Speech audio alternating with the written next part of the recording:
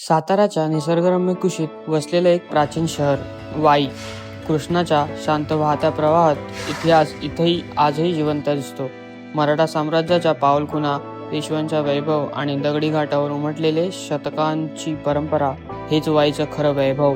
येथील महागणपती, काशी विश्वेश्वर, डोळ्या गणपती आणि असंख्य प्राचीन मंदिरे.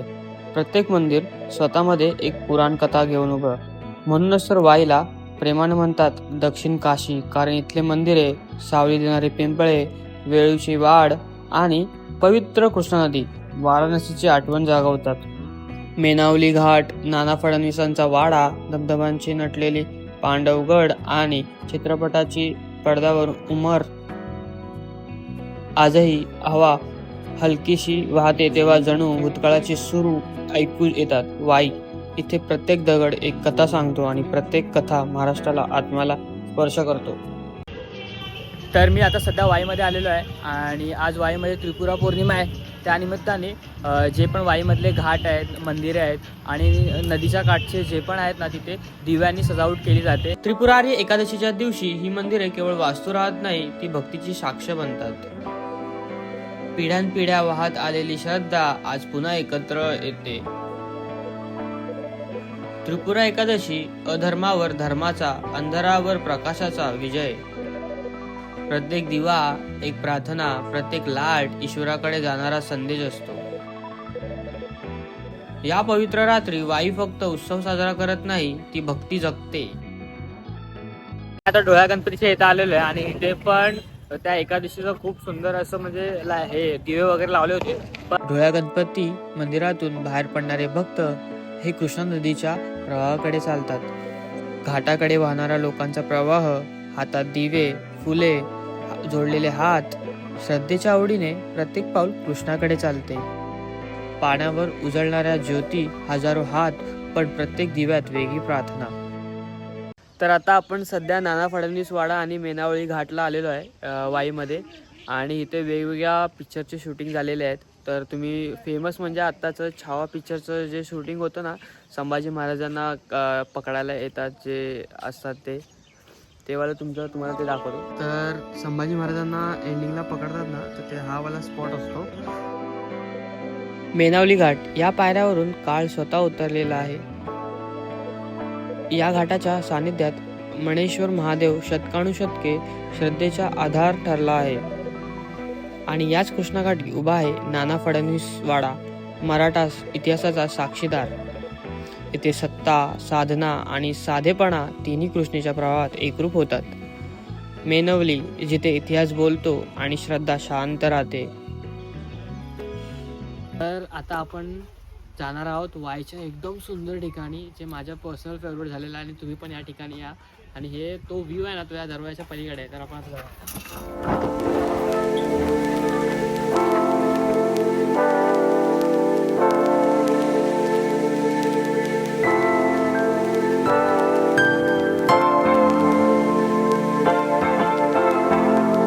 शहराच्या गोंगाटापासून दूर निसर्गाच्या कुशीत हरवायला आम्ही आलोय धोम धरणावर. वाईजवळ वसलेले धोम धरण एक परफेक्ट फॅमिली गेटवे, जिथे प्रवासही तितकाच सुंदर असतो. इतकं विशाल पाणी, इतकी शांतता, इथे आल्यावर मन आपोआप शांत होतो. कुटुंबासोबत घालवलेला वेळ हाच खरा लक्झरी असतो आणि धोम धरण तो क्षण आणखी खास बनवतो. आणि इथेच छावा पिक्चरचं जे स्टार्टिंगचं सीन आहे ना, संभाजी महाराज पाण्यातून येतात, तो वाला शूट झालेला.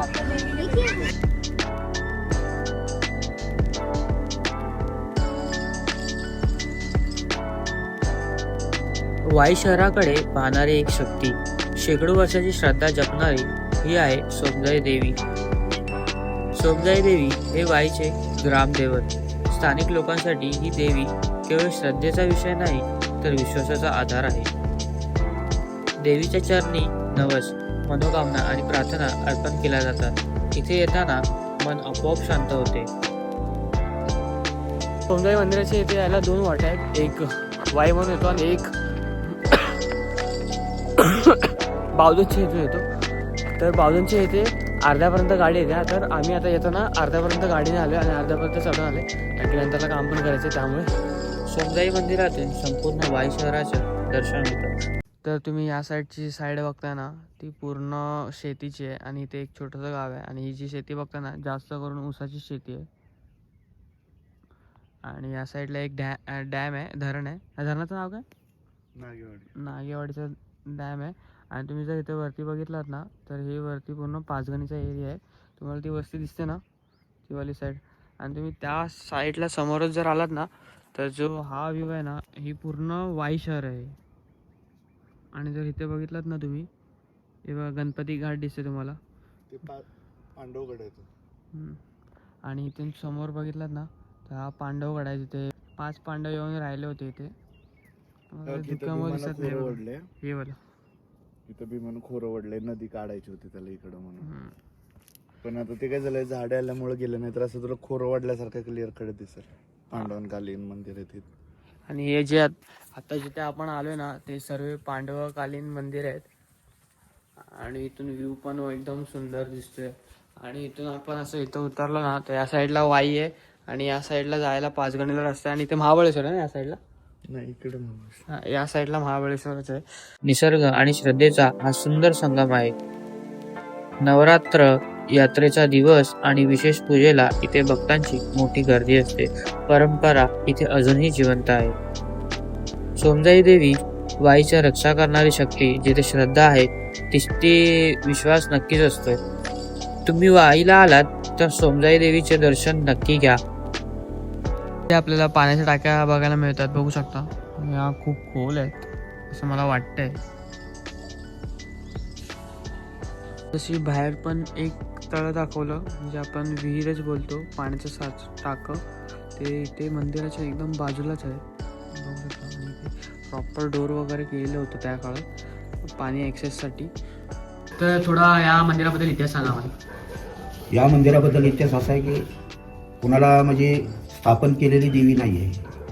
ही देवी पुरातन आहे, स्वयं आहे. दुसरी गोष्ट, ज्यावेळेस नवनाथ महाराज आलेले होते इथं, त्यावेळेस त्यांना प्रसन्न झाले. तर सध्या आपण आता श्री वाळकेश्वर मंदिराच्या इथे आलेलो आहे, वाईमध्ये.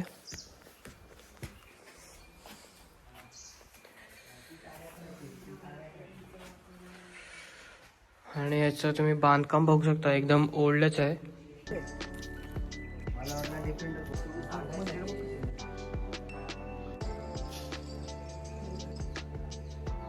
आणि आता आपल्याला मंदिरामध्ये जायला असं सीड्या उतरून जायचं, जसं मेनावली घाट आला तिथे जसं होतं तसंच आहे इथे पण शंकराचं मंदिर. आणि मला तर वाटतं सेमच आहे.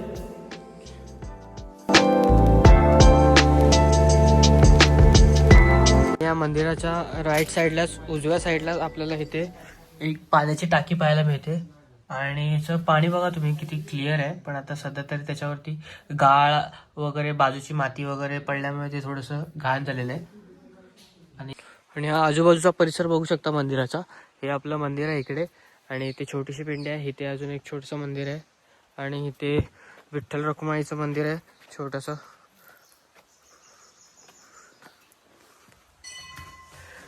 कुंडलिकावर देव हरी विठ्ठल श्रीनाथ देव तुकाराम पंढरीनाथ महाराज की जय.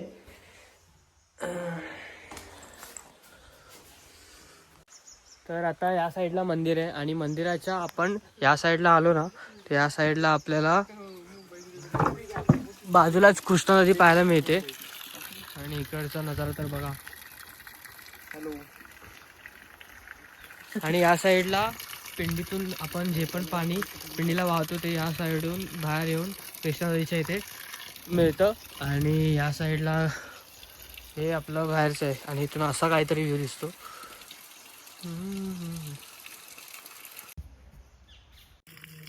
वाई हे कृष्णा नदीकाठी वसलेले एक पवित्र शहर असून येथील 7 घाट प्राचीन काळापासून धार्मिक विधी, स्थान आणि पूजेसाठी वापरले जात आहेत.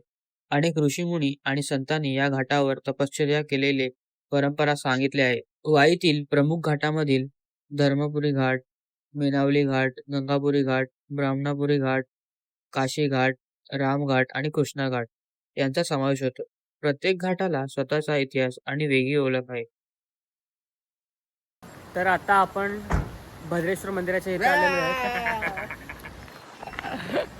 काय केलं?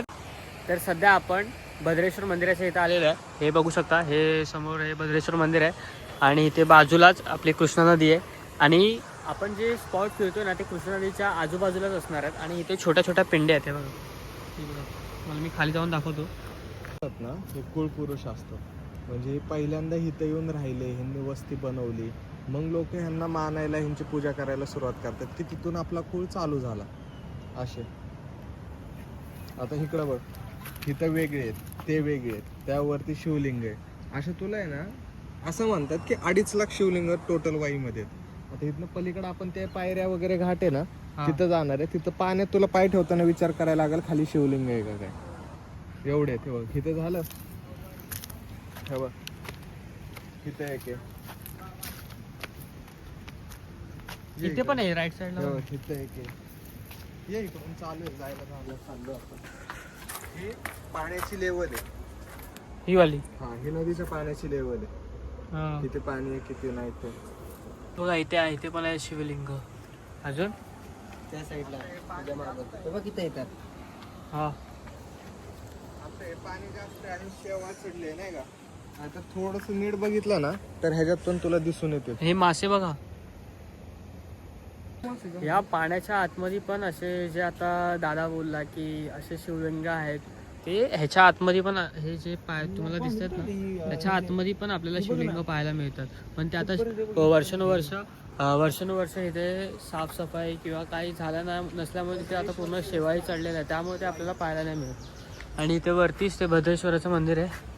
मला मी बोललो ना की ते पाण्याच्या आतमध्ये आहे, तसं तुम्ही बघू शकता. 1 2 3 4 5 6 हे बघा 7 1 हे बघा 8 9 जा पुढे. असे सर्व बाजूबाजूला आहेत. असे किती बोललेला आला तो? 2.5 लाख आहे total. 2.5 लाख टोटल असे शिवलिंग आहेत. हे बघा. तर पहिल्यांदा आपल्याला इथे 2 शिवलिंग पाहायला मिळतात. आणि हे बांधकाम तुम्ही बघू शकता, पुराणा काळातलं म्हणजे पांडवाच्याच काळातलं हे पण मंदिर.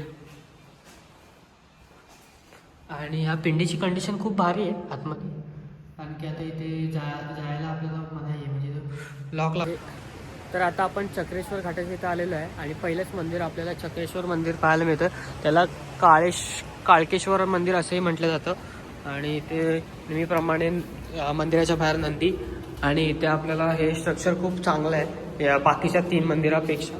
आणि इथे आपल्याला बाहेर छोटा नंदी आहे, छोटी पिंड पाहायला मिळते. आणि त्याचं पाणी डायरेक्ट कृष्णा नदीला मिळतं. आणि इथे बघू शकता गणपती. असं आपल्याला 3ही मंदिरांमध्ये आपल्याला सेम वाईच्या 7 घाट, त्यांच्या शांतता वातावरण, नदीकाठचा निसर्ग आणि सिनेमॅटिक दृश्यामुळे प्रसिद्ध आहे. अनेक मराठी आणि हिंदी चित्रपटाचे चित्रीकरण इथे झाले आहे, त्यामुळे वाईला चित्रनगरी असेही म्हटले जाते.